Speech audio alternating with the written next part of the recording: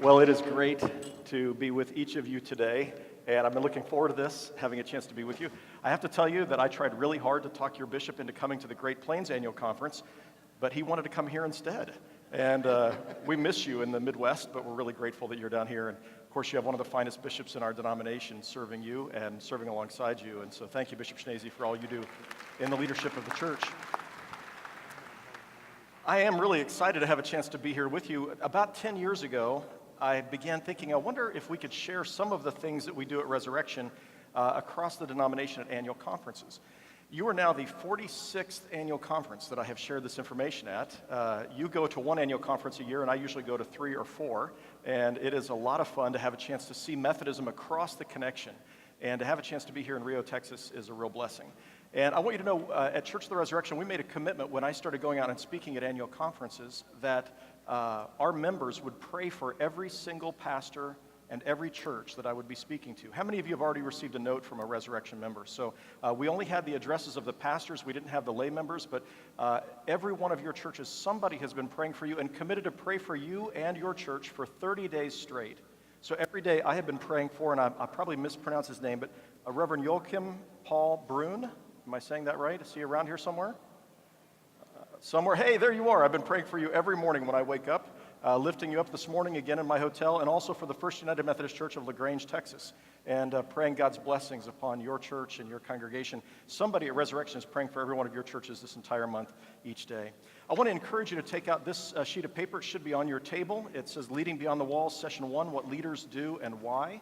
And then hold it for the next 2 sessions. Tomorrow we'll fill in the blanks on Sessions 2 and Session 3. I'm 52 years old, and I find if I don't write things down, I don't remember them. And so my hope was that you all might enjoy writing a few things down and remembering them. So I want to mention that where we are as a denomination, skip the divisive issues, just to look at where we are in terms of vitality, is we're in a somewhat precarious place, right? There's still a lot of United Methodists that are out there, and yet there's just a little less every single year. And the problem today isn't that we have lots of people who are saying, well, I don't like the United Methodist Church anymore, I'm going to go join the Baptist Church. Today, we don't have people leaving to join other denominations, not very often. What's happening for us today is that our members are graduating to the eternal kingdom, right? We have people who are leaving because they're dying, and they're getting to go to heaven, and they're going to glory, and it's great. But that means that in our congregations, we're watching our churches get smaller and smaller and smaller each year. So as this isn't happening in all churches, but it's happening in a lot of our churches, and it's not just happening in United Methodist churches, it's happening in all the mainline churches, and it's not just happening in the mainline churches, but today what we're finding is a significant shift that's happening within Christianity in America, and we're finding that almost all of the denominations are struggling. So you know in the 1970s, the Southern Baptist Church took over the position as the largest Protestant denomination in America. We used to hold that position. The Southern Baptists took it over in the 1970s, and we're now the 3rd largest denomination in the country. The Roman Catholics first, Southern Baptists second, United Methodist third. But what's interesting is over the last 4 years, the Southern Baptist Church has declined at a rate faster than the United Methodists have been declining. So it's not like we used to be able to say, well, if we could just be, not all of us said this, but some would say if we could just be more like the Southern Baptists. But if we were more like the Southern Baptists, we'd be declining faster today than we are as United Methodist. And so we need to recognize there's something happening across our country. The Pentecostals were growing like crazy throughout most of the 20th century. And in most areas, the Pentecostal movement in the United States is declining. And so I've been asked to speak to vineyard churches and Assembly of God churches to try to help them figure out how to grow their churches. That's really quite fun when a Methodist gets invited to the Pentecostals to teach them how to do church today. But so we're in a really challenging time. And then it gets even more challenging because it used to be when you were a faithful United Methodist Christian, you were in church 3 Sundays a month at least. But today, if you check average worship attendance, your faithful people, at least at Resurrection, our most faithful people are in worship, not our most faithful, but on average, our members are in worship 1.75 times per month.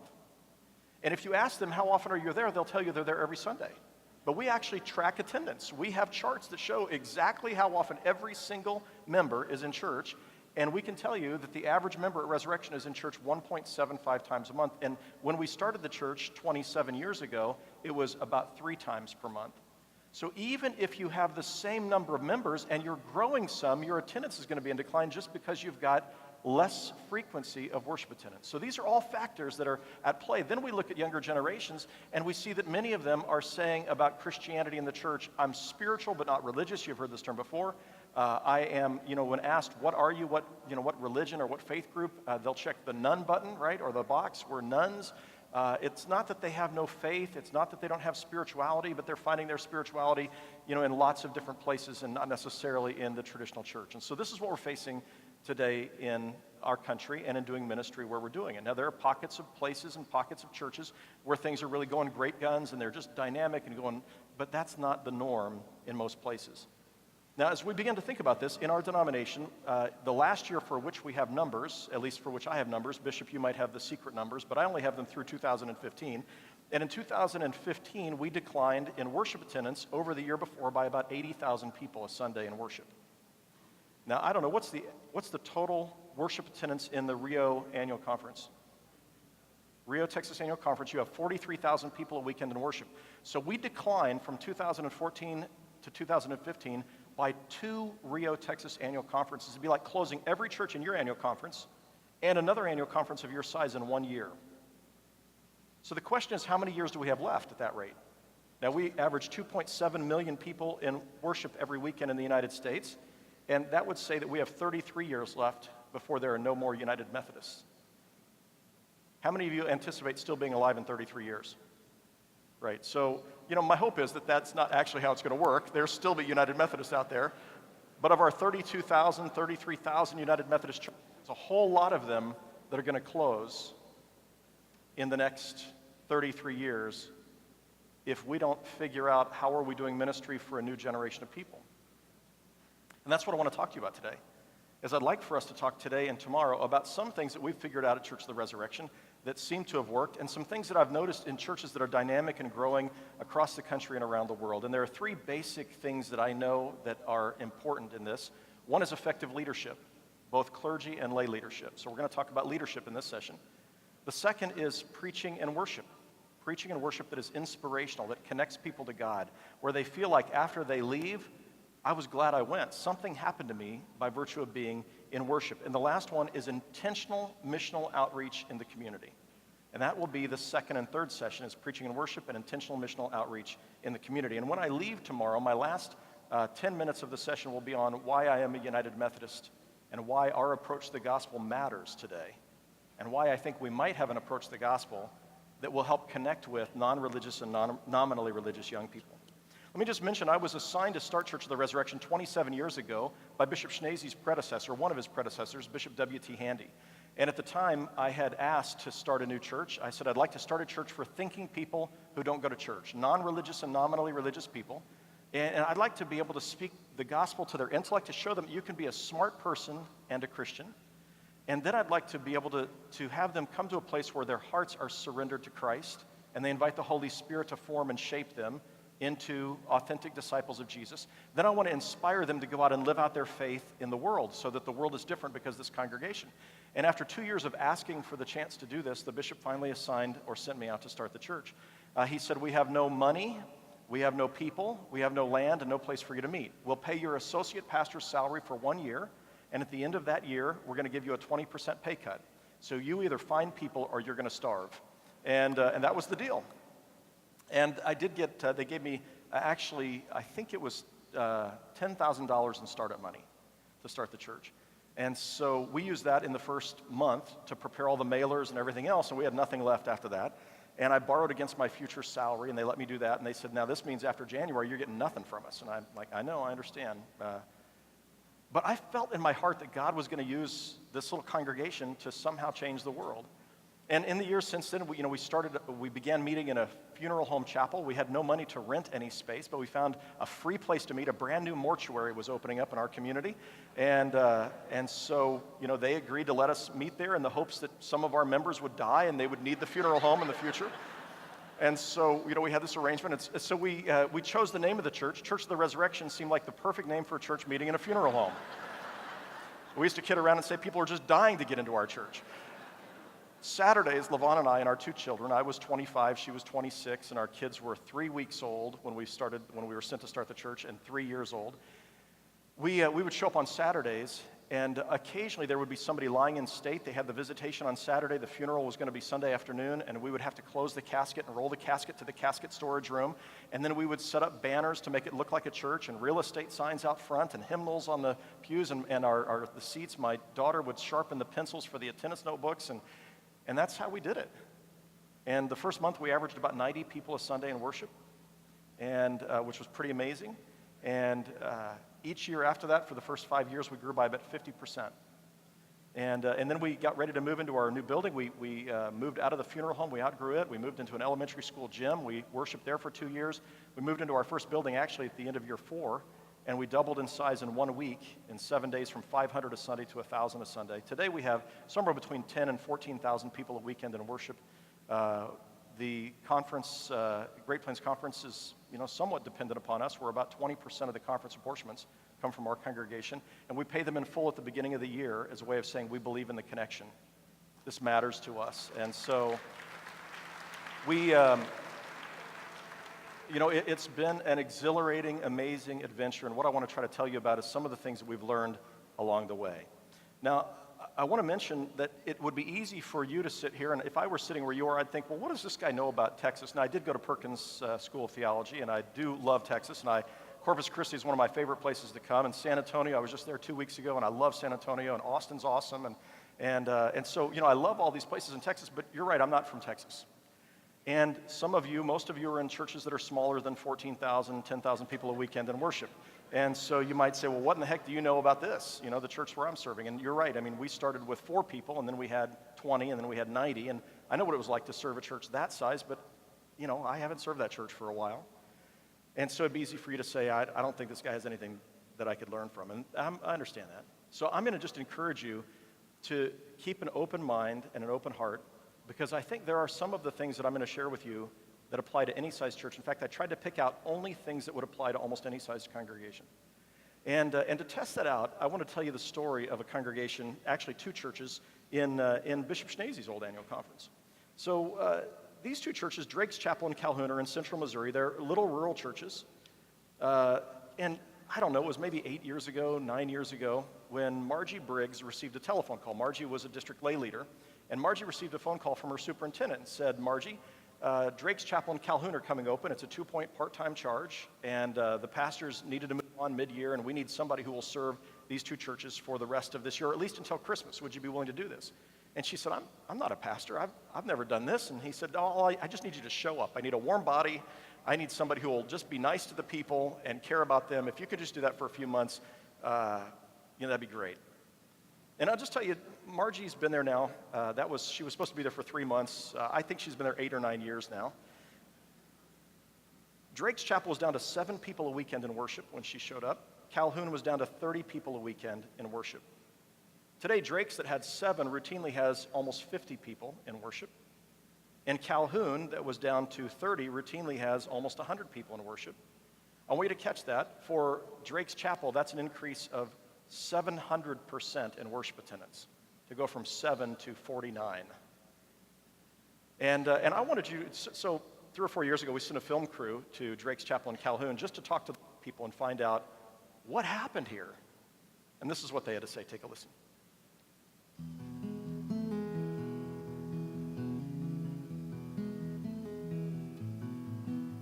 Probably the lowest point that I can remember at this church, when we'd come out here and there would be 7 or 8 members here. I kind of quit coming here at that time. This is an old congregation. Our average attendance, probably the people were 80 years old. As we was leaving and driving up the hill, going back to town, I thought to myself, why have I even bothered to come? They were dying off one by one, and at some point we wouldn't have enough money to keep the doors open. There was no hope. There was very little hope here. My district superintendent, Cody Collier, called me and said, Margie, we're really having trouble at Calhoun and Drake, and if you could go and help them through the Christmas season, that would be great. And I said, sure, I'd love to do that. When Margie came, it was just like a new breath of life to us. She helped me a lot when my mom died. She helped me a lot. My friends started coming here, and they told me what a joy it was. She's one of the best preachers that we've had out here at Drake, and she preaches from the heart. she's a good example for us to follow, and we want to be like her, and we want to learn from her. Margie is just one of those fantastic people that makes us proud to say we're United Methodist.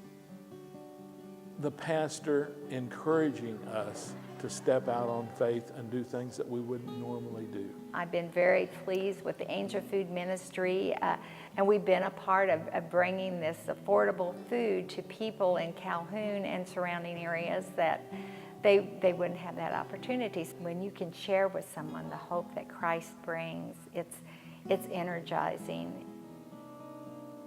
We're coming back to life, and we are alive again.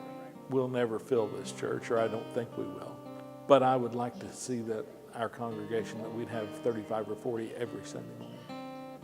And I think that's possible for us. I love these people, and God is working through all of us to say, hey, this is my church, and I need this church to be here on this corner in Calhoun, and I need the church in Drake's Chapel to continue for another 173 years. I need these churches.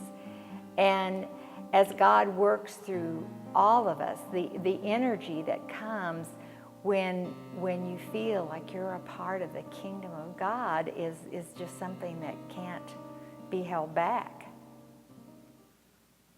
Now, here's what I would say. If it can happen at Drake's Chapel in Calhoun, it can happen anywhere.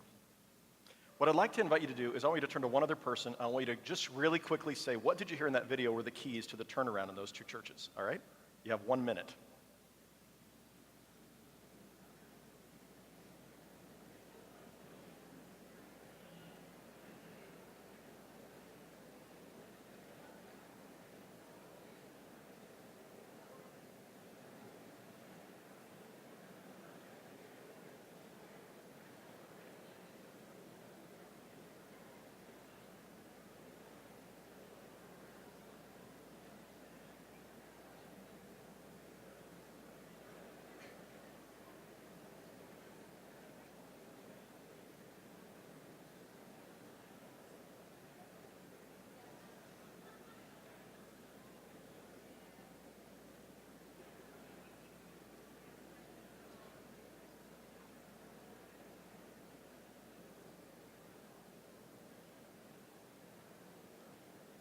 Ten seconds.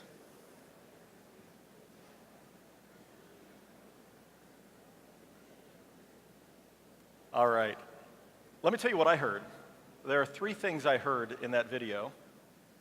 I heard that what it took to turn Calhoun and Drake's Chapel around was effective leadership, inspirational preaching and worship, and intentional missional outreach to the community. Those 3 things were present in Drake's Chapel, in Mark's leadership, in the lay leadership. And it's interesting, the lay people had it in them to want to do that all along, but they needed a pastor who could help them. And it didn't require, in this case, a seminary-trained pastor. It required somebody who was deeply committed to Christ and who was willing to do whatever it took. So I want to encourage us to learn from that. And we're going to focus today again on intentional leadership. Now, my assumption is that you all know about everything you need to know about leadership already. It's just that sometimes we forget to practice it. So I'm going to invite you to remember what you already know about leadership. I'd like for you to make 2 columns on your outline there. And I want you to put in one column, bad leadership, and in the column next to it, good leadership. All right? And what I'd like for you to do is I'm going to give you 60 seconds to think by yourself about the qualities or the traits of really poor leaders. So you've been with a poor leader before. It was a coach or a boss or somebody, and you thought, man, I would never want to work for that person again. So what are the qualities of ineffective leaders? All right, I want you to come up with at least 3 on your piece of paper, and you're going to share those with somebody else in just a second. You got 60 seconds. Qualities of poor leaders, ineffective leaders.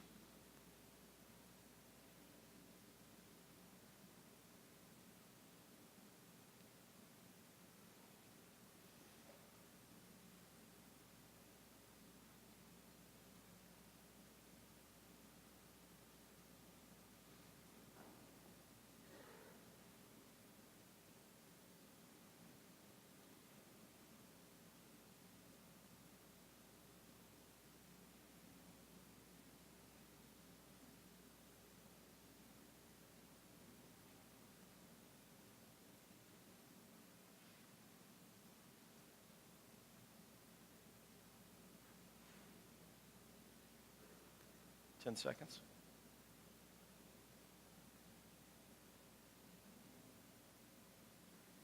All right, turn to one other person and share with them what's on your list. You just got you got 1 minute.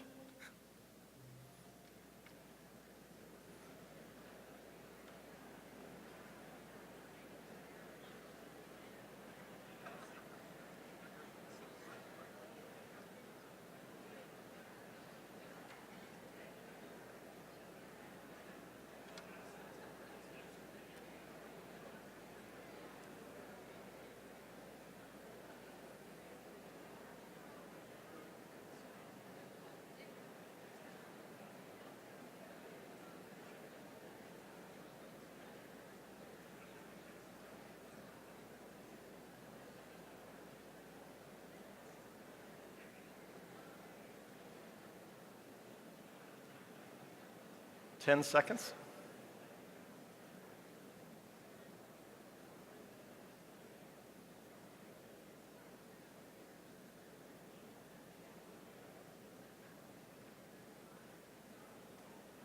All right. So that's just to kind of get you started. Now I want you to think about what are the characteristics, what are the character traits, what are the qualities, what are the things that effective leaders have done that you've worked with? You've seen them. Maybe it's not somebody you work directly with. Maybe it was a president. Maybe it was a bishop. Maybe it was a leader in your industry. But what are the qualities of a leader that you would follow? The qualities of a leader that really inspire, or what does a good leader look like? And you can start by looking at the opposite of the 3 bad leader qualities, right? So that's a good starting point. And I want you to take 60 seconds. I'm actually have you do this with somebody else. So why don't you turn to one other person and come up with at least 3 qualities of effective leaders, all right? And I want you to be able to write those down on your list. You've got 60 seconds.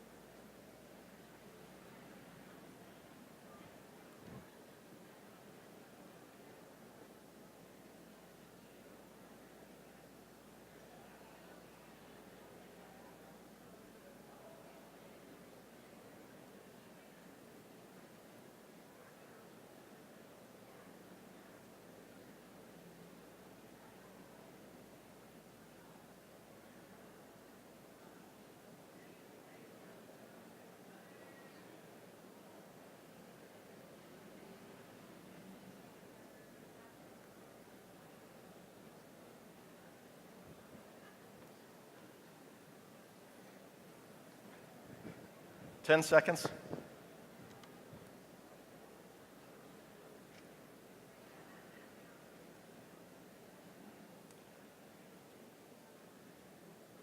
All right. I'm going to share with you what's on my list, just a few things.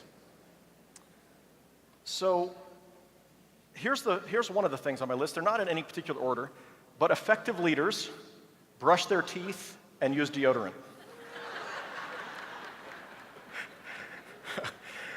It's not rocket science, but we kid around about that, but we've all known pastors who maybe didn't remember that. So my dentist tells me that when she graduated from dental school, she went back to her hometown and she began going to the Methodist Church. And she said, my pastor would come in for me to clean his teeth, and it was clear he just didn't brush his teeth. And she said, it so bothered me, I'd sit in the congregation, I'd try to listen to a man tell me how to live my life who didn't know how to brush his teeth. And I thought, how could I listen to him, And now it makes me make sure I brush my teeth like 5 times before I go to the dentist every time I go to see her. But there's some really basic, simple things, right? And this really points to the fact that leadership is about people. And if you routinely smell bad or look bad or unkempt or something else, then your members are embarrassed to introduce you to their friends who don't go to church. And they find that they wonder whether there's somebody that, whether you're somebody that they can actually learn from. Because if you don't know some of the really basic, simple things about hygiene, maybe you might not know as much about God and faith and life. Here's a second one, authenticity. Authenticity, or sometimes we call it integrity. And what that looks like, integrity means to be integrated. It means that the person that you are from the pulpit or the person you are as a Sunday school teacher is the same person you are at home on Friday night. Right? Authenticity means that you're actually striving to live this thing that you are teaching or preaching as a youth pastor, as a lay leader, as a head of UMW, whatever it is, that you're really striving to live this thing.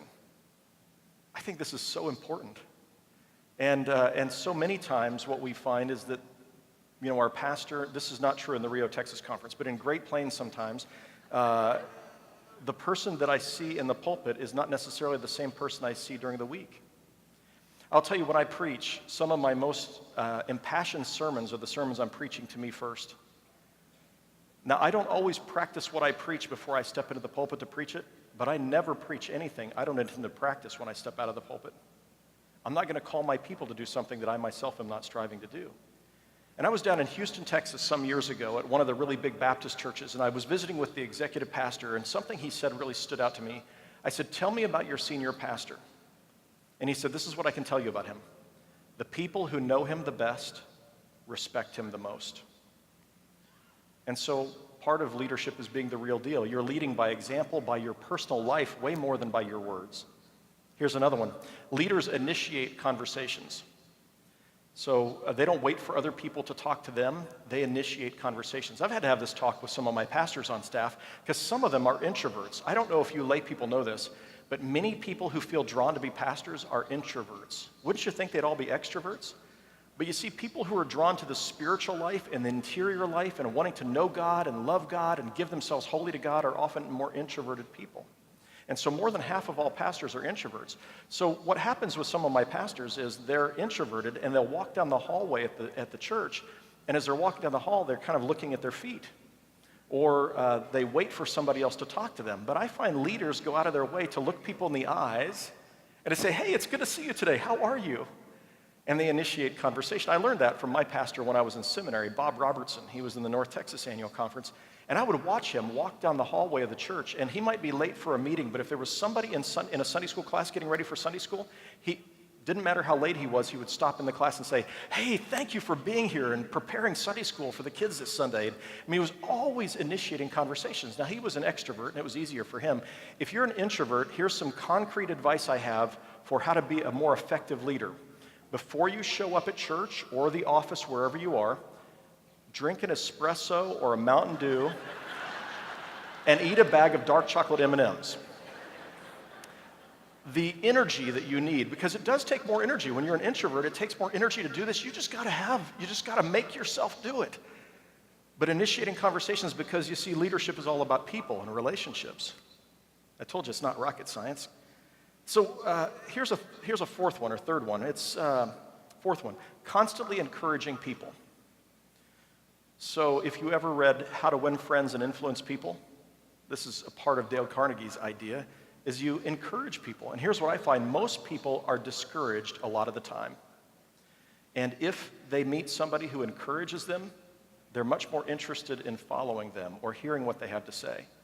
So, every day when I'm out walking around or whatever I'm doing, I'm looking to see who needs a word of encouragement. How can I encourage somebody? And not to make stuff up that's not real, but to look for real things. And sometimes I have very little to go on. Like, this is probably 5 or 6 years ago.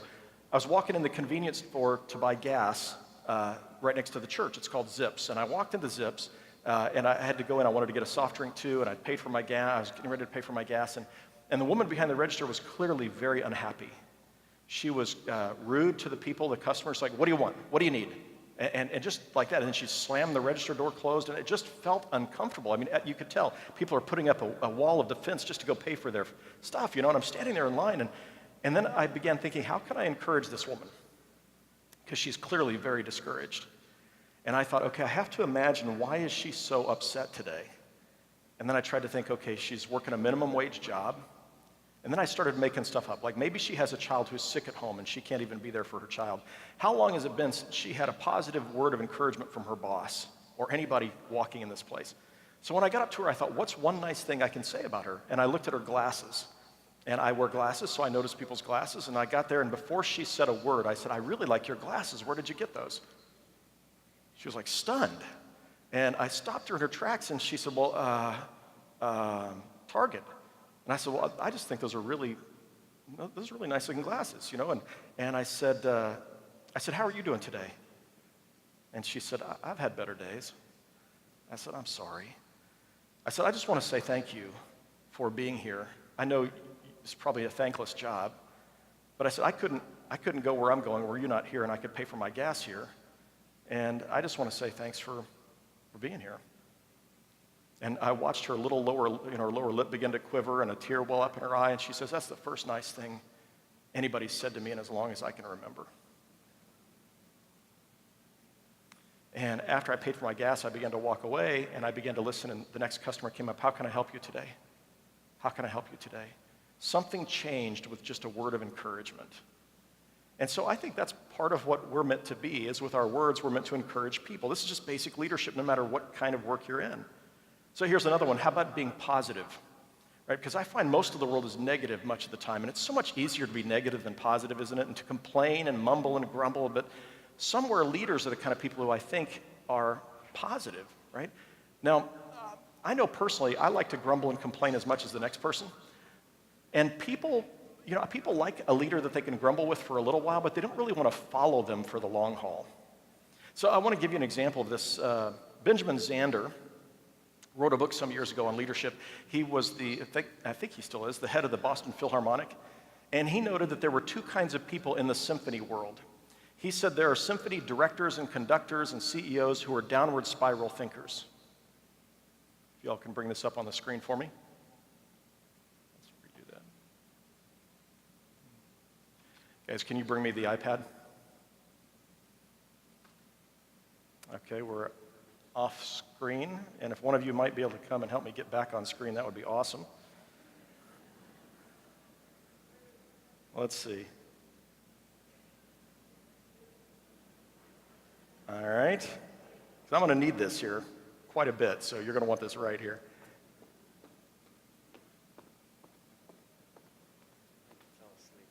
Okay.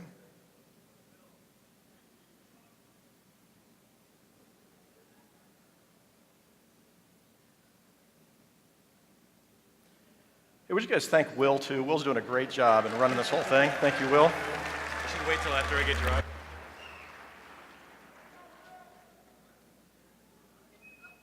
Yeah, all right, there we go. We're set. Yeah. Okay, so now let me just give you a glimpse into this. Come on, get down from there. There we go. All right, so if you can bring this back up, perfect. Maybe? That's not it? Okay, I'll tell you what, once you guys work on that, do you have any markers up here? Okay, so see if you can get that figured out, and we'll do it old school. Oh, did we get it? No? You have a marker, okay. All right, thank you. Okay, can you all see this?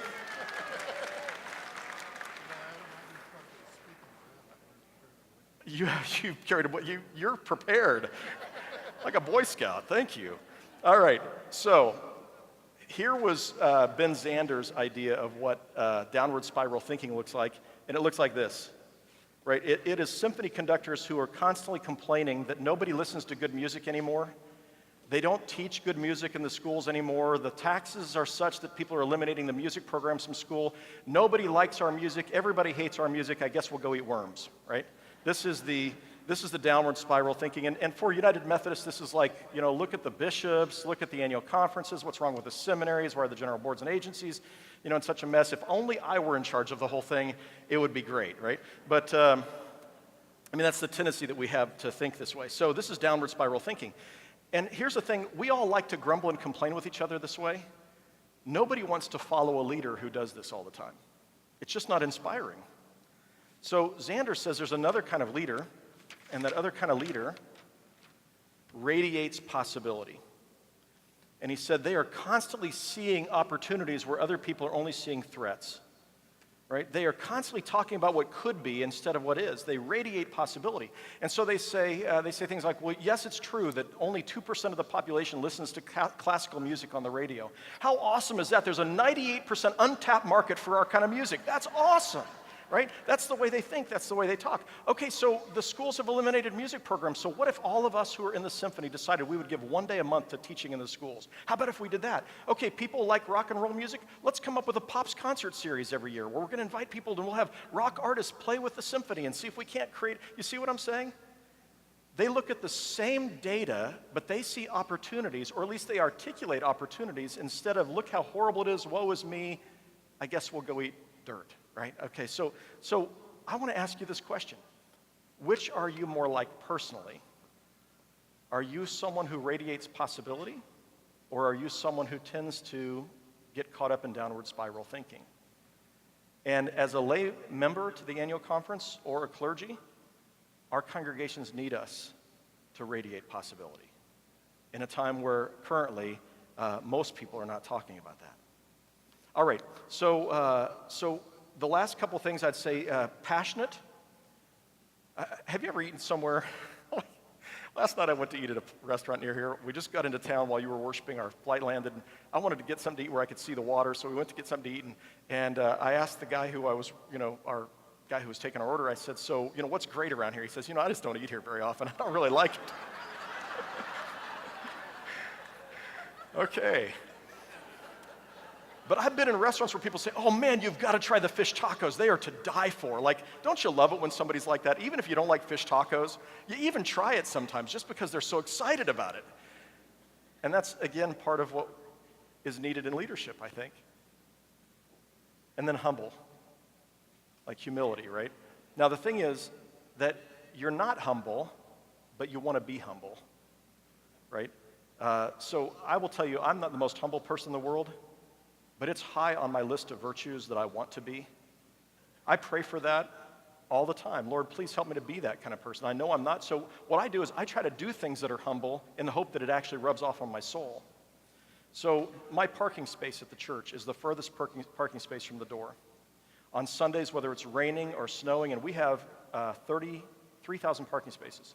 My parking space is about 3 blocks away from where the front doors of the church are. But they're going to see me park. I drive a 2013 black Ford Mustang convertible, and they're going to see my Mustang convertible in the farthest parking space from the front door. And years ago, the trustees did something they thought was really nice. They bought me a sign that said, reserved for the senior pastor. And they had it installed at the closest parking space to the front door after the handicap parking spaces. And I called the chair of the trustees. I said, man, that was so nice of you. Thank you for doing that. Would you mind if I picked out a different parking space? And they said, no, if there's one that's better for you at a better door, please, no, have the facilities guys install it. I said, that's awesome, thank you. So I went and I pulled it up and I put it in the very farthest parking space away. And I did that. It was a little tongue-in-cheek, but I did that to say, I'm your pastor and I'm trying to model something for you.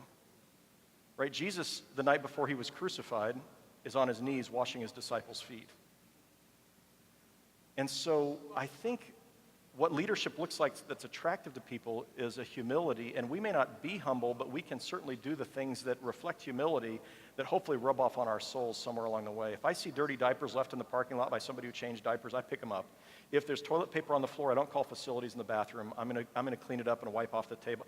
I want to model for my people what I think it ought to look like and model for my own soul what that looks like. So I want to end this little section by giving you the best advice I think I can give you on being an effective leader. And sometimes leadership is better caught than taught. It's something that you actually watch happen rather than you actually hearing somebody like me talk about it.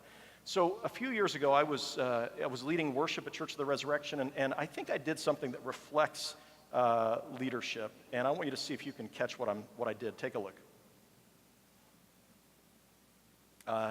Video. Thank you. What name is given this child? Tara Lynn Cook. I baptize you in the name of the Father and of the Son. There we go. And of the Holy Spirit. Amen. And with this oil I anoint you in the name of the Father, and the Son, and the Holy Spirit. And may God's Holy Spirit fill you today that you might grow up to be a great woman of faith. Amen. Amen. Now, this little girl is going to need your love and care. She's going to need your encouragement and your prayers. She's going to need you to be her church family. I ask you, will you do these things? Very good. Let's pray together. Lord, bless this food. Bless this food. Oh my gosh.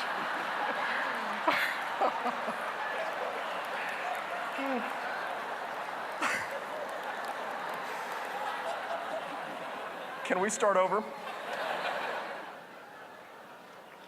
So what was the trait of leadership that you saw there? And isn't it that we don't take ourselves too seriously? We're able to laugh at ourselves. I can show you something really embarrassing because I don't take myself that seriously. I take what I get to do very seriously. But I tell people, you know, Jesus called us to fish for people. My job is to be the best tasting worm I can be on the hook. And I remember, you know, if God could use Balaam's ass, God can use me. And I'm lucky to be along for the ride. And I really believe that.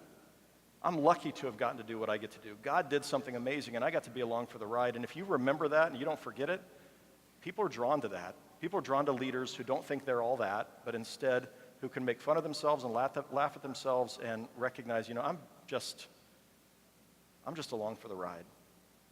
All right, let's talk about what leaders do really quickly. So I'll invite you to fill in the blanks on these, and let's see how we're doing on time. All right, so we're okay on time. So quickly, leaders set the tone of the organization. Whatever the organization is, if you're the CEO of a company, if you're the head of a Sunday school class, if you're the youth director, you set the tone. I learned this when I was in seminary, and I started sitting on the front row on the side. I wasn't leading worship, I was sitting on the front row on the side, and pretty soon the teenagers started sitting on the front row instead of the back row.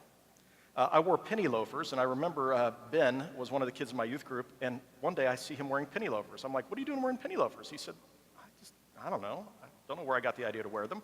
Well, he was watching me wear penny loafers. You know, there was somehow, it was closing your eyes when you're singing. It was whatever it is that you're modeling for people, and you set the tone. You set the spiritual thermometer for a room. I think Bill Hybels once said that, and I think that's right.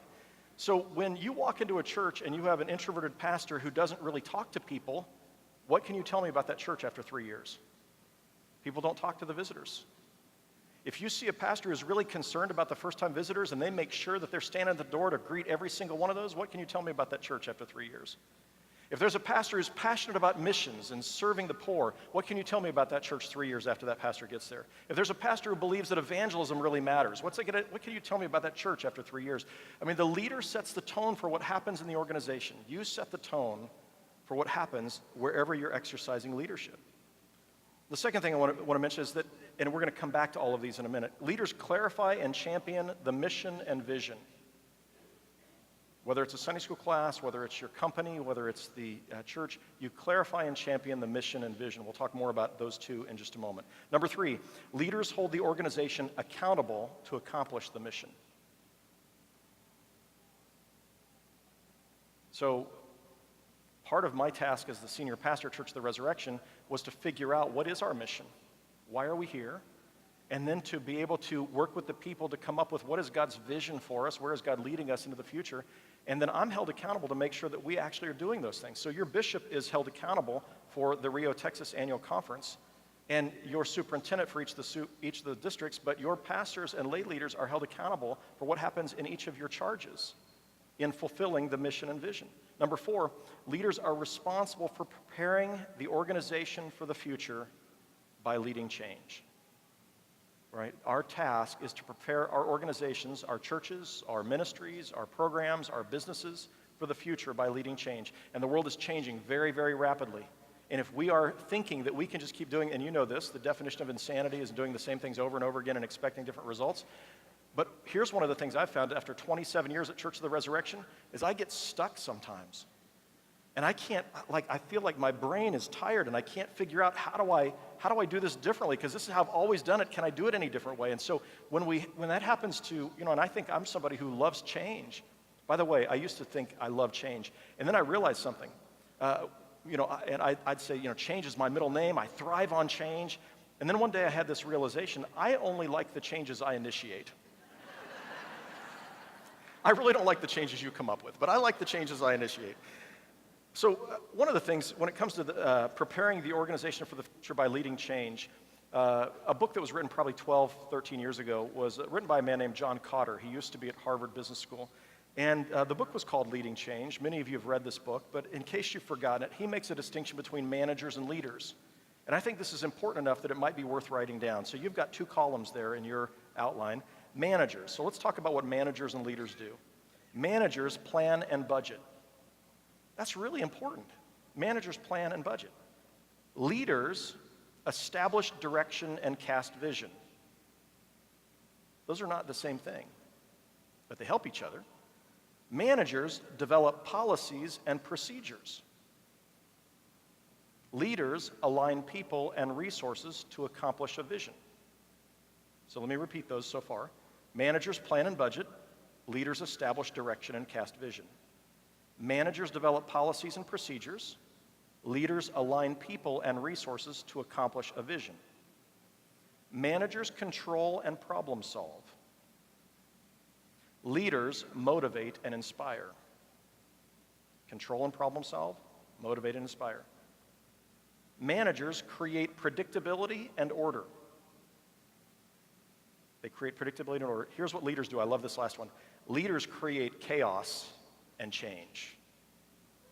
Now, here's one of the things that's interesting. We go to General Conference once every 4 years, except for this time where we're going to go again in 2019. And you know what we spend most of our time doing at General Conference? Perfecting the book of discipline. Does that sound like the role of a manager or a leader?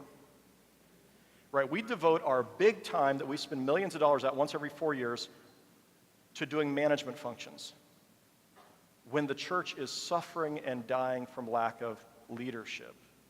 John Cotter said it this way: the average American company is overmanaged and underled. And it strikes me that that's probably true of the average American church as well, that we are overmanaged. We've got policies for everything, but we're not really clear what our mission is. We can't say it in one sentence. We don't really know what the vision is for next year, and we don't feel very motivated and inspired, but we do have a rule about not having red Kool-Aid in the sanctuary. And so, so leaders prepare the future by leading change, creating chaos and change, inspiring and leading. And by the way, we need both. Management and leadership are both important. By the way, your trustees may spend a lot of time thinking about management functions, and same thing with your finance committee, and that's really, really good. But I'm hoping even they are thinking about the leadership functions as well. And your church council ought to be working on what's God calling us to do next year. By the way, you've heard this before. It's a mistranslation of a proverb, but without a vision, the people perish. Like, there's something about us that's drawn to vision, about next year being better than this year, and how can we make a difference in the world. We're not very drawn to rules and policies. All right, so the last thing I'll mention is that leaders evaluate, they celebrate victories, and honestly address shortcomings. And what I find for many of us Christians, especially pastors, is we're people, and we don't want to say anything to hurt anybody's feelings, so we're going to let you keep doing that thing in a way that's not very effective and not very good and not a good use of the church's resources forever, because we don't want to tell you to stop, because we're afraid it might hurt your feelings. Somewhere along the way, leaders say, gosh, I love you so much, but I don't think that was done very well. I think we can do this better. Or that ministry used to be really important when we had 50 people attending it, but 3 people using up one classroom on a Sunday morning may not be the best use of that resource. Can we move you to a smaller room so we can use that room to create something new that will reach new people? Anyway, addressing shortcomings, that includes doing annual evaluations of all of our employees. So at Resurrection, we do annual evaluations. We do twice a year. We get together to talk about how you're doing on your goals and objectives. And the church does evaluations on me. There's a 360 process, and 17 people go online anonymously and rate my leadership in a host of areas. And I feel nervous about that every time this evaluation's coming up. Like, I'm a little nervous about it, but I also think I need this. I need to know what I'm not doing very well. If I don't know what I'm not doing very well, how can I fix it? All right, so one thing leaders don't do is they don't give up. They don't give up. We'll talk more about that in just a minute. All right, so now I want to jump into this. We're going to say those same things a little bit differently. But before I do that, why don't you stand and turn to one other person and just say, what have you heard so far that you will take home with you? What's one thing that you've heard that connects? 1 minute.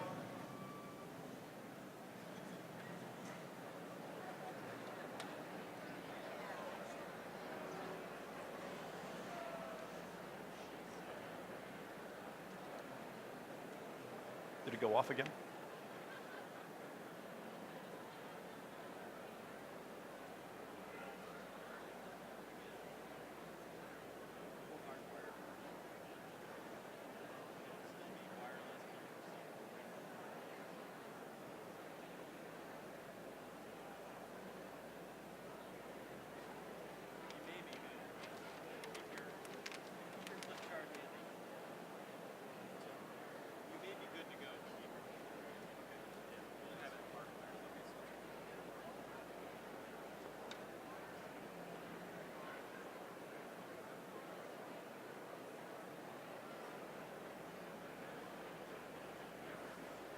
10 seconds.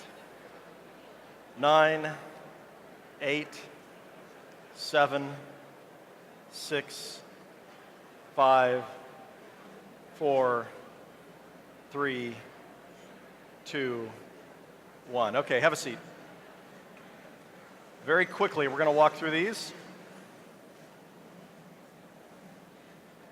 5 key leadership principles that I think relate to every congregation and probably every business.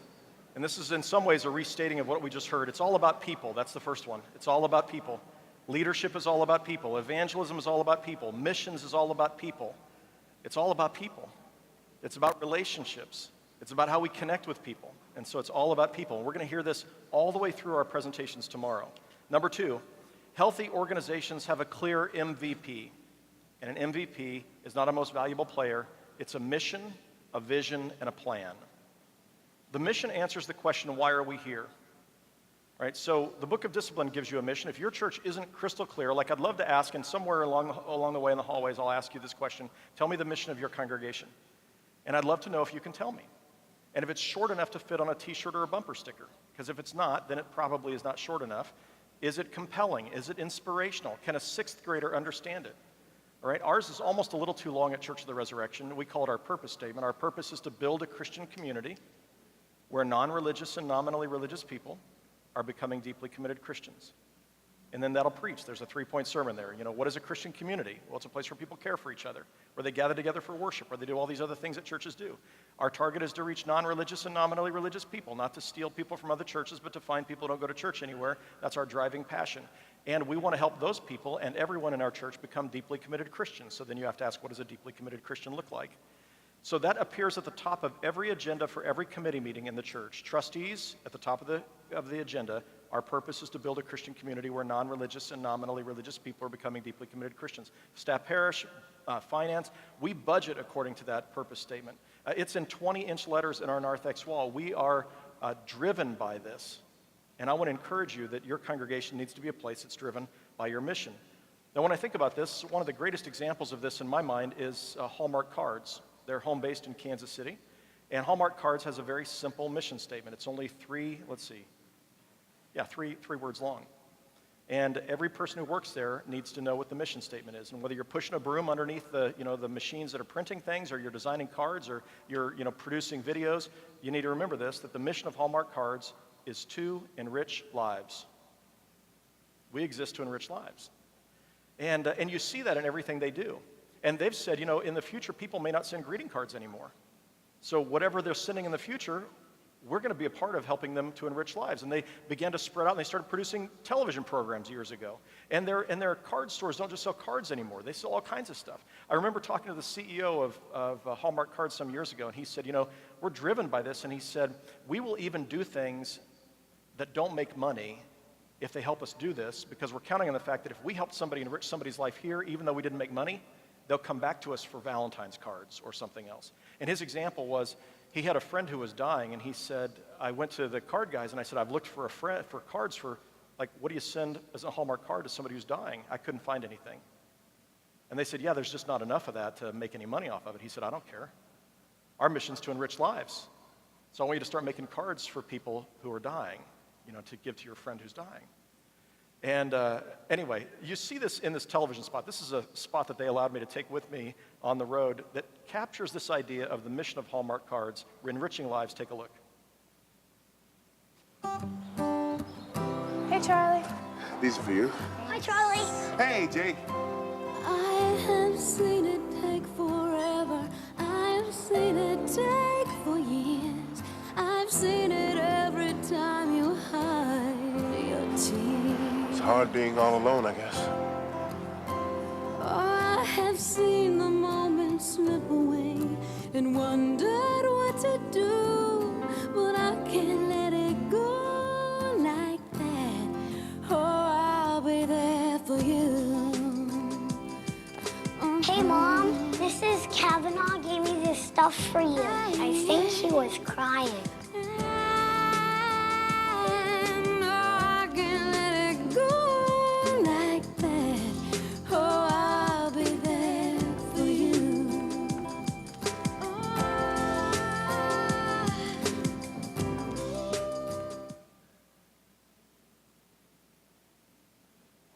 You know, every time I watch that commercial, it chokes me up again.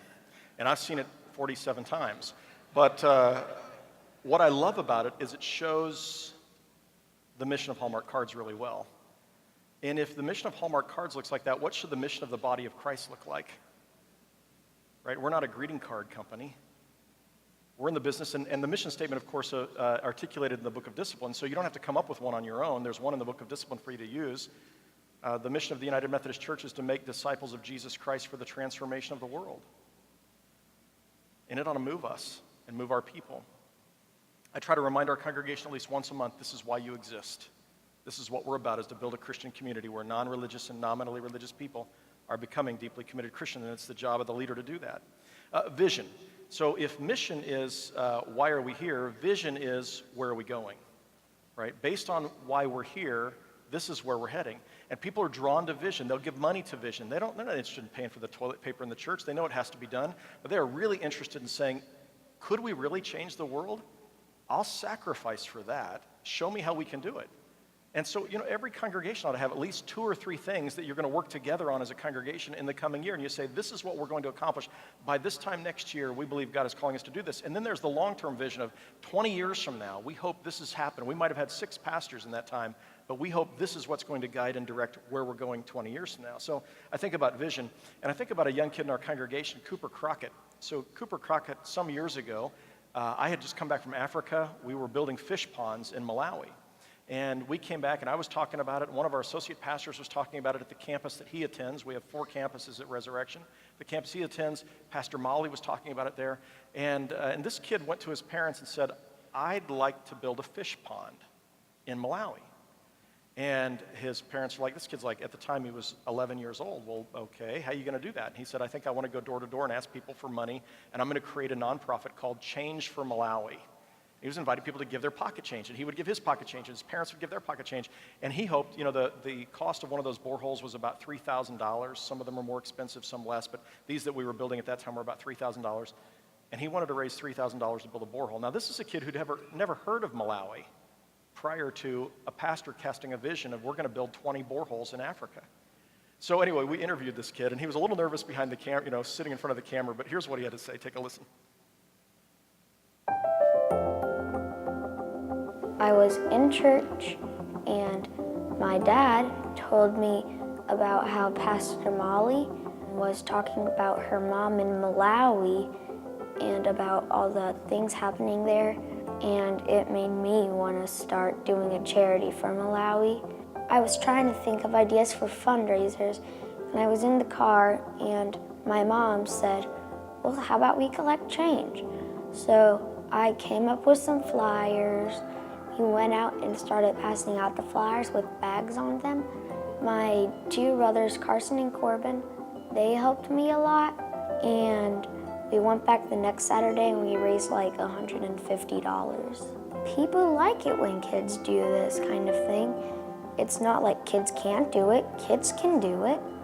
I want to raise more money, and when I get enough to get a well in Malawi, because that's my goal, I want to go to Malawi and see them get water from it and see their smiles. So Cooper this year went to Malawi with his mom to see the borehole that he built in his multiple year quest in Change for Malawi. And I'm thinking, this is just a kid, and yet, yeah, that's pretty awesome. But what it illustrates so well is the power of vision. And you see, I shared that video with our congregation, and you know how many other teenagers or children, not even teenagers, preteens, who said, I want to change the world too, Mom and Dad, how can I do it? So we have a young woman who started a coat drive every year, and so far she's given over 1,000 coats to people in Kansas City, and she has birthday parties where they call them Ava's Angels. Her name is Ava, and they go out for her birthday party and they collect coats from the neighbors. You know, I mean, this is just, but how many opportunities are there, and how much will people do if somebody's willing to cast a vision for them of how the world could be different if we all work together on this same thing? And then finally, the P is plan. And when you think about it, it's one thing to have a vision, it's another thing to come up with a plan to get there. So a plan is, to get here from the airport, I had a plan. It was from Google Maps, and it told me where to turn here and there. And a plan says, here's what we're going to do now, and here's what we have to do 6 months from now, and here's what we have to do a year from now in order to actually see this vision realized. And that's part of the job of the leader as well, is to make sure the plan gets done. You're familiar with SMART goals, right? How many of you use SMART goals? Many of you do. Some of you aren't familiar with it, so let me just mention SMART goals is what we set every year for our congregation when it comes to visions. SMART goals are specific, measurable. Now, some say attainable, but attainable seems like the next one, so I say ambitious. Specific, measurable, ambitious, that is, they're going to stretch us a bit, yet realistic and time sensitive. And so every goal you ought to be able to say, by September of 2018, this is what's going to happen. Specific, measurable, ambitious, realistic, and time sensitive. All right, so number 3, change, innovate, improve, or die. Change, innovate, improve, or die. This is a lesson every organization needs to know. Change, innovate, improve, or die. Let me just give you one example. When I was a kid, this is how we listened to music. All right? And by the way, these are becoming kind of in style again. I don't know if you know that or not. Like a record album is like $25 now. But this is Elvis Aloha from Hawaii. Now, a few years ago, a pastor was doing a children's sermon with one of these and asked the children, do you know what this is? And one of the children said, yes, that's a CD for old people. But if you did the same children's sermon today, the child wouldn't know what a CD was, right? Because nobody listens to CDs anymore. So Elvis Aloha from Hawaii. Now, I remember my 68 Chevelle Malibu had an AM/FM stereo in it, and I took it out and put in an AM/FM 8-track stereo in it so I could listen to Elvis Aloha from Hawaii, right? And back then, this was the coolest thing, because you could have a shoebox with 10 of these, and they had 12 songs apiece. That's 120 songs you could take with you anywhere you were going in a shoebox. How cool was that? Now, you remember you plugged it in there, and you couldn't, I forget how it worked. You had to fast forward and then reverse track to listen to the song over again, right? It was kind of a funky deal to do, but we had, music on the go. And then not long after that, we ended up with the audio cassette tape, Elvis Aloha from Hawaii. And suddenly you could get 20 of these in the same shoebox. You could have 240 songs with you anywhere you were going. Now, sometimes the tape come unwound in the stereo. You remember this? Or you take a pencil and you'd have to rewind this in here somewhere.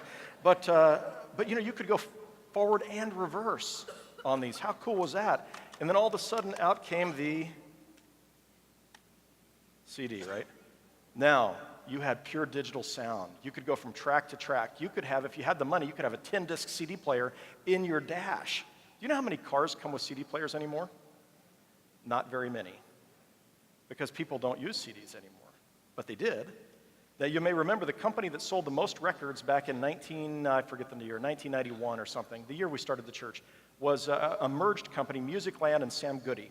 And they used to be in all the malls. They had standalone stores. Everybody bought their music from Sam Goody and Musicland. Sam Goody and Musicland went bankrupt in the early 2000s because nobody was buying music this way anymore. How were they buying music? This way, right? On their phone.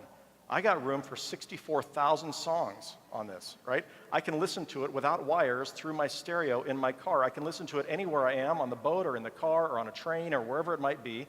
I can buy songs 24 hours a day, right? And this is showing my age because people don't buy songs anymore. Now they subscribe to services that provide those songs anytime they want. Regardless, we still have the same music.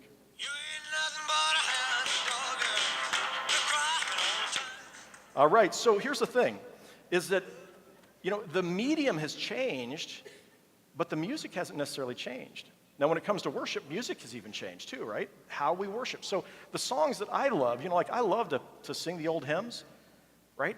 But a new generation of people, that's just not their music. And so part of what we got to figure out is, and it's not just about music, this is just one of the most obvious places. But here's one of the questions we have to ask is, do we love our music more than we love young people? What do we love more than the mission? Because the job of the leader is to change, innovate, improve, or die. Now, what that may mean is we start a new worship service because we still got to have, a place where the people who like to listen to the old hymns. But which of the old hymns, right? Is it the old Latin songs that we used to sing in the church? Or are we going to actually have the vernacular, right? Our language. And is it the songs from the 1950s or the ones from the early 1900s? Or the ones from the 21st century? Right? But somewhere along the way, if we're not changing, innovating, and improving, we are dying. So one of the questions I have our trustees do when it comes to our facilities is walk around the facility, and I want them to take their camera, their camera on their phone, and take a picture of everything that needs to change. What is it that doesn't quite connect as it did back then? One of the things I find is I went to visit a church some time ago, and they said, this is the new church building. And I said, when did they build this? 1937. That's the new church building, right? When was it remodeled? 1962, right? So if it was remodeled in 1962, it looks fine for everybody who's been around for the last 20 years, right? Because it was good enough for grandma. Why is it not good enough for young people? But somewhere to ask the question, what needs to change if we're going to continue to be, and fulfill the mission of the church? All right, number 4 is intentional discipleship. Let's see, is this working at this point as near as you can tell? Let's see. You can bring it up. If you can't, I'll use the board. Nope? Okay. So, intentional discipleship. I'm going to draw you a triangle.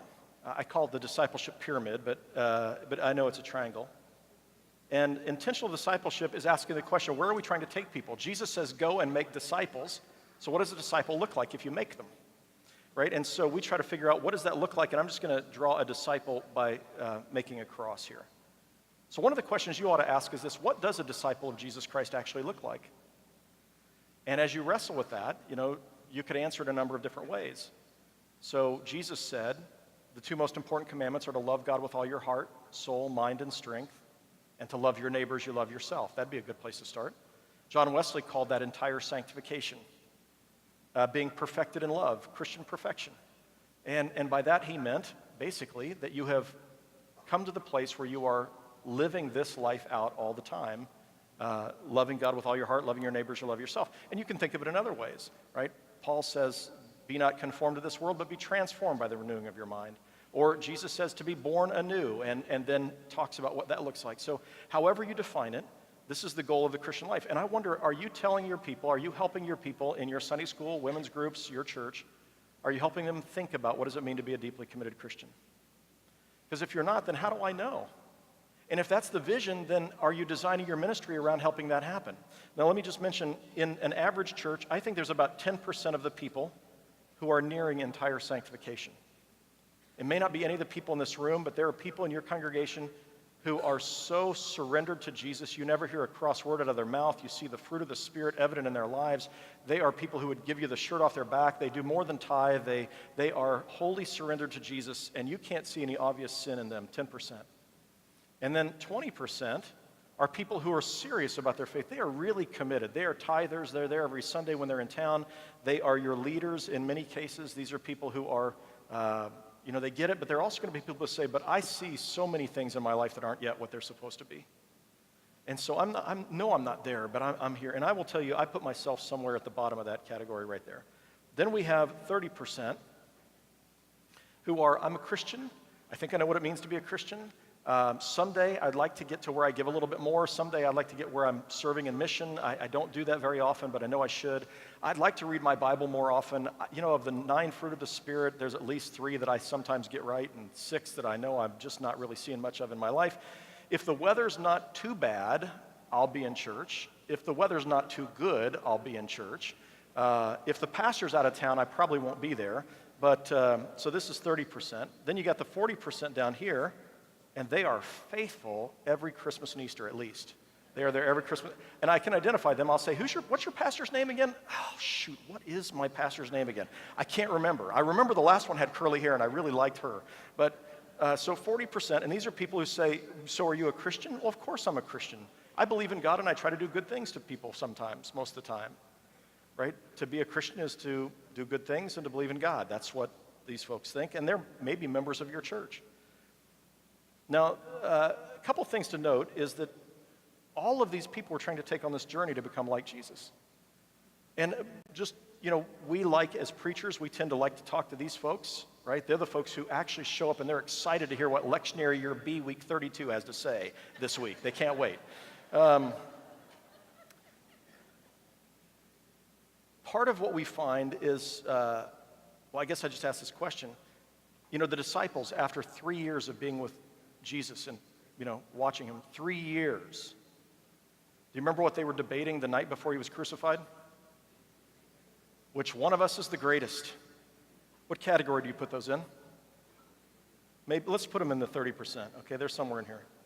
Okay, that's the disciples after 3 years. They got their master's degree, and they were still debating which one of us is the greatest, right?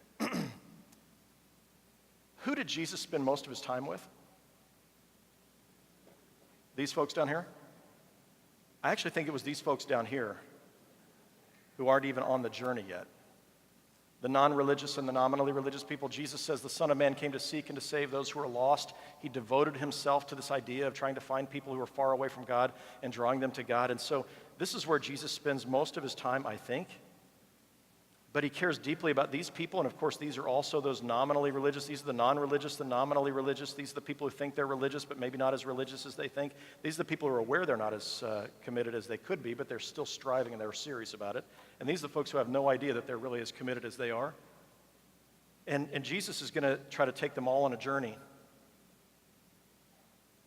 to know, love, and serve God. Right? We talk about this to be theologically informed, theologically and biblically informed, spiritually transformed, and effectively serving God with our hands in the world, the head, the heart, and the hands. You may have learned that in the 4-H club. That's 3 of the 4 H's of the 4-H club, is your head, your heart, and your hands, to be fully surrendered to God. And the way John Wesley taught it was like this. It was in a prayer that the pastors would say, I am no longer my own but thine. Put me to what you will, rank me with whom you will. Put me to doing, put me to suffering. Let me be employed by thee, or laid aside for thee, exalted for thee, or brought low for thee. Let me be full, or let me be empty. Let me have all things, or let me have nothing. I freely and heartily yield all things to thy pleasure and disposal. Right? That's the direction that we're heading. And one thing I'll mention to you, I call this the law of spiritual relativity, is that if anybody ever tells me that they're in this category up here, they automatically get dropped down 2 rungs by virtue of telling me. Because the people who are at that top category would never say that they are. And the reason is they don't believe they are, because the closer you get to Christ, the more aware you are of your own shortcomings, right? And so the more people want to tell me, well, I'm a really committed Christian, Pastor Adam, and this is what I think and what the more I realize they're struggling probably 2 rungs down from where they think they are. All right. The last one is discernment by nausea. Discernment by nausea. And discernment by nausea says this, that if you have 2 paths that are before you, one of those paths is probably easier and safer and convenient, and one of them is hard and difficult and makes you sick to your stomach. And when you're faced with a fork in the road, which every church is on a regular basis, if you're faced with a fork in the road, the path that's easy, safe, and convenient, and the path that's hard and makes you sick to your stomach, which path is most often the Jesus path? It's the path that makes you sick to your stomach. And I can give you example after example. I remember we were in year 2. We had outgrown the funeral home, and we needed to find a new place to meet. There was a little church building. The funeral home seated 140. The church building seated 200. It was nestled in a neighborhood. It had pews. It had a pastor's office. It had a stained glass window. And I took our leadership team there. I said, we could use this. We could rent this space in this neighborhood with 200 seats, or we could rent the school gym over here with 350 seats. The school gym was where all of the people in that neighborhood took their kids to school on a main road. This was in a neighborhood. This had 200 seats. This had 350 seats. This would require us to get there 2 hours early on Sunday morning to set up and then to take down. And we would still not have any place to meet during the week. This one would allow us to have a wonderful place to meet during the week and on the weekends with 50 parking spaces.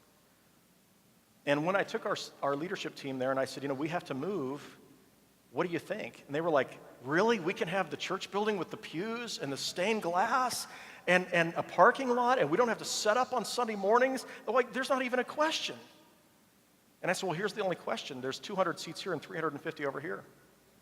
And this is in a neighborhood, and we have to ask, why is that church moving out of the neighborhood and making it available for rent? And there's 50 parking spaces over here, and there's 250 parking spaces over here.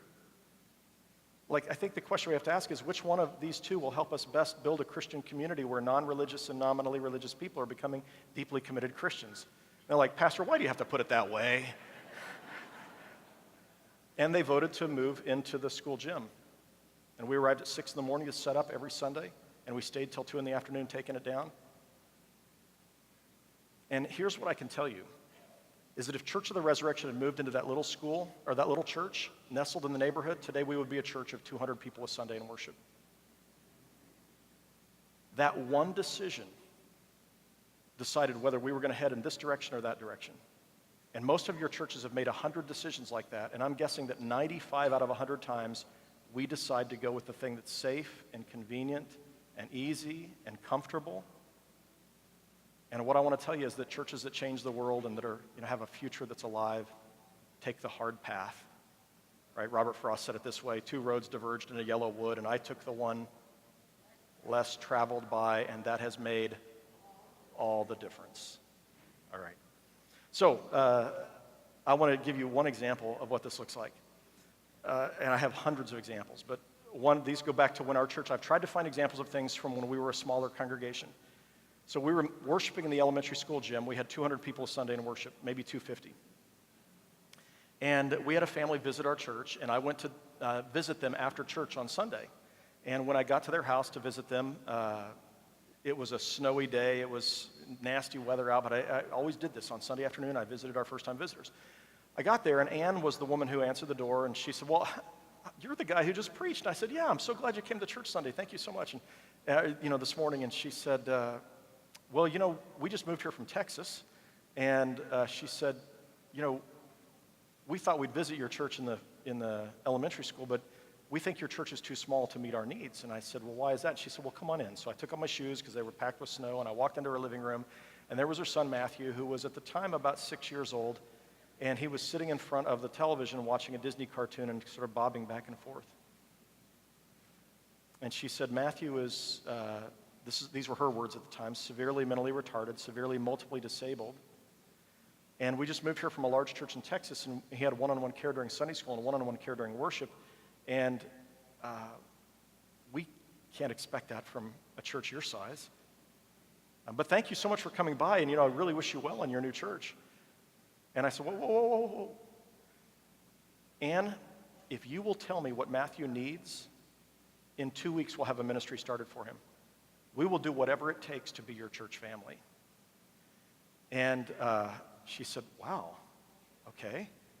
And she wrote up a list of what he would need, and I went to church that next Sunday at the elementary school gym, and I said, there was about the first 10 rows of people in these sections right here. I said, there was a family visited last Sunday, and they have a special needs child, and I told them that you're the kind of people who would do whatever it takes to minister to this child. And we need one person each week of the month in worship and one person each week of the month in Sunday school to care for this little boy so his family can worship and they can know their son is being loved.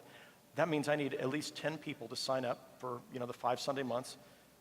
How many of you will sign up right now to be a part of Matthew's ministry? Don't make me out to be a liar. How many of you will say, we're the kind of Christians who will do whatever it takes? And I just stood there. One hand went up, and another.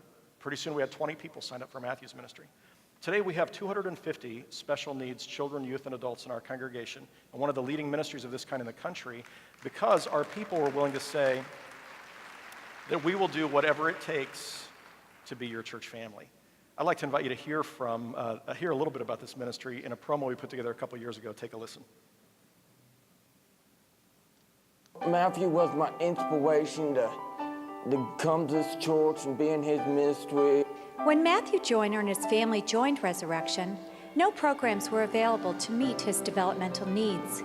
This created an opportunity to minister to those with special needs and to reach out into the community with the love of God. You have the opportunity to be part of this wonderful ministry. Programs include Bible study classes for adults, one-on-one caring during worship times, Sunday school classes for students, and family night out. This event is an evening of fun, crafts, games, movies for all ages, and fellowship around a meal. Me close to Jesus and other special needs students, yes, we just need that. This is not a want, it's a need. So here's the question I want to ask you, is if Ann Joyner had visited your church on Sunday morning, would you have told her, we're sorry, we're not large enough to be able to care for your son? Or would you have said, we will do whatever it takes? And when you're willing to do whatever it takes, it's discernment by nausea. It's doing the hard thing instead of the easy thing. And one of the things I've found over 27 years of ministry is everything looks harder than it really is. Things are not nearly as hard as they seem like they're going to be. So here's where I want to end this session. I just finished going to Egypt last year. I took a trip to retrace the steps of Moses, and I took a film crew with me, and I'm pretty excited about this. We put together a small group video where I take you to the pyramids, and I take you to Luxor, and I take you to Mount Sinai, and we hiked up Mount Sinai in the land of Goshen, and finally in Jordan we end up at Mount Nebo, and I filmed this small group thing there, and I'm pretty excited about this. It just came out a few weeks ago. But one of the things that struck me about the story of Moses is if you read carefully in Exodus and Numbers, there's one recurring theme, and that is the people. So he's leading them towards the promised land. He has a vision of a land flowing with milk and honey. Right? Now, Moses didn't have quite the people skills that maybe some people might have had. That's my sense when I read it. I'm not sure his people skills were as great as they could be, but he certainly had vision. And he was willing to do the courageous thing. And one of the things that you read consistently in Exodus and Numbers is that the people grumbled and complained. So I just want you to know, if you're in leadership, people will grumble and complain sometimes. If you're looking to try to move people to change, people will grumble and complain. And sometimes it hurts. So I want to end with this idea, because I'm sharing with you these things, and by the time we're done, you're going to have a whole, couple pages of notes, and you go back to your church, and they're going to look at you like, what in the world happened to you at General Conference? And one of the things I want you to be able to say is, hey, why don't we go up to Kansas City to their Leadership Institute at Church of the Resurrection, and why don't you come with me? And I want you to pick 5 of your key influencers and consider coming up to Kansas City in September, the end of September, or early October. You've got the brochure on your table. September 27th through the 29th, and there's a pre-institute as well, to come and join us. Here's one of the things we did when we started Resurrection is, in order to get people with me when we were casting vision, was to bring some of our key influencers, and we'd rent a van, and we drove down to Texas from Kansas City to come to things. Some annual conferences bring buses of people, and we'd like to invite you to come to Kansas City, and we open the hood and let you see everything we're doing. I want you to take a look at that and consider whether you might bring a team of people, because it's one thing for you to go back, it's another thing for you to find 5 other people and say, hey, let's do some stuff. Let's see what God is calling us to do in the coming year. And then you have 5 people they're grumbling against instead of just 1. And then I want to say this to you. I know there are some of you who showed up today and you're ready to call it quits right now. There are some of you for whom it's just been hard. And that's going to be true in any kind of leadership. It's particularly true in the church. Some years ago, I preached a sermon, and when I was finished with that sermon, it was something I felt God had called me to say, and it was a hard thing to say, and over the next year, 800 people left the church. Now, even at Resurrection, that's a lot. And I remember that year, I'd get these emails from people telling me how disappointed they were with me as their pastor. And I like to have a nervous breakdown, to be quite honest. I remember we live on 13 acres. We have had a couple horses, and Levon and I were out mucking out the stalls in the middle of the wintertime. It was, below freezing, and we're mucking out the stalls. And I turned to her and I said, I can't do this for the rest of my ministry. It's too hard. We always thought we would stay there, because when you're at the biggest church in Methodism, where are they going to send you? And so at this point, I'm like, I just can't do it. I said, are you okay if I take another something? It wasn't going to be another church, because I didn't want to do this again anywhere. And she said, I just have one question for you. Has God called you to leave, or are you running away? And what I realized was I was running away. God wasn't calling me to leave. This was 2004. And so I sucked it up, and I prayed it up, and I kept putting them in my shoes and my pants, and I kept showing up at the office. And how you doing, Pastor Adam? I'm doing great. I'm just doing great. I'm having a great day. How are you doing, right? Because that's what you do when you're the leader, even though you're feeling like falling apart inside, is you can't bleed all over everybody. You got to be great. And then to have a handful of people you could talk about how the fact that you didn't really feel very great, and to pray through that and not give up. And I found a year later, I started feeling like, I think this is going to be okay. Can I tell you that I've had more fun since then than I've ever had in ministry, and I would have missed out on all that fun if I'd quit in 2004 when I felt like quitting.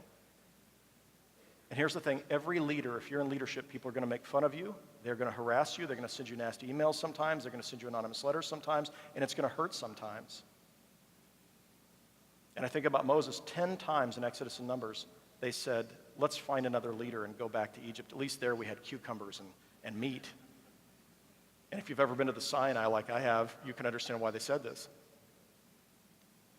And one time you remember, Moses goes out to the wilderness. He says, God, just kill me now. Just kill me now. And God says, no, get back to work. Lead them to the promised land. If you're feeling like giving up, don't give up. It's hard, it's difficult, but the people who change the world are the people who don't give up. And God will see you through this as you continue to focus on him. I want to end by allowing you to see the little promo for this video series. And I'm going to be out in the narthex out here in the foyer, just signing books if any of you want to see me after this session. Would you run the Moses promo?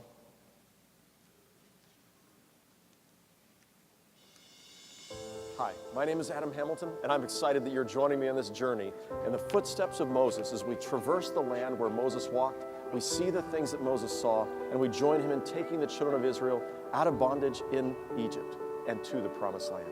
It's going to be an exciting adventure. So, let's begin.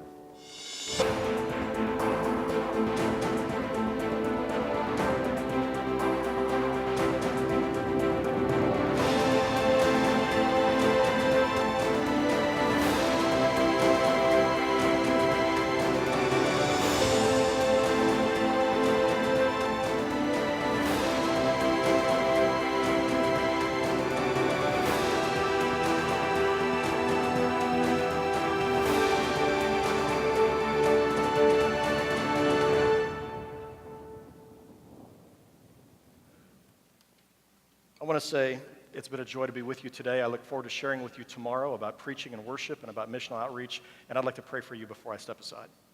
Lord, thank you so much for this annual conference, for their heart and their love for you.